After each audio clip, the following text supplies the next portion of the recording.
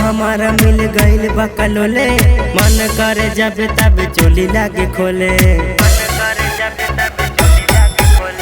पियावा हमारा मिल गईल बकलोले, मन करे जब तब चोली लागे खोले।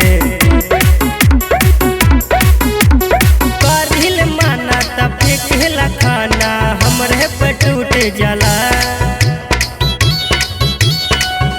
भतार जब रूठ जाला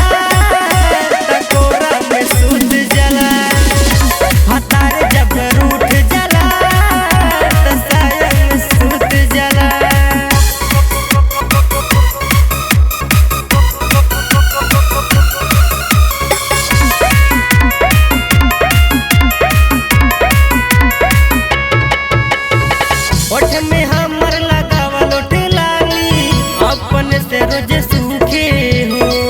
कहियो न चाटेरी साकी, दूत जला रोज भूखे हो। ओठ में हमर लगावल लाली, अपने से रोज सूखे हो। कहियो न चाटेरी साकी, दूत जला रोज भूखे हो। कहियो न बुझे बोली जब कुछ लाते मुझे गुजे। धरी जब बाजा त देवे न मजा, करेल खूब हला।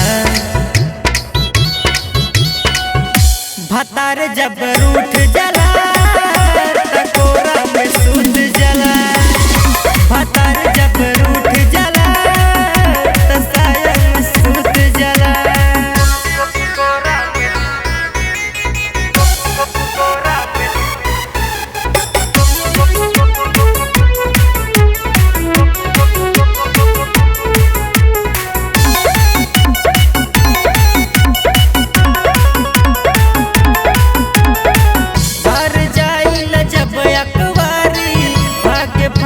के टाटी हो चढ़ली जवानी में राजा, लगता रह माटी हो।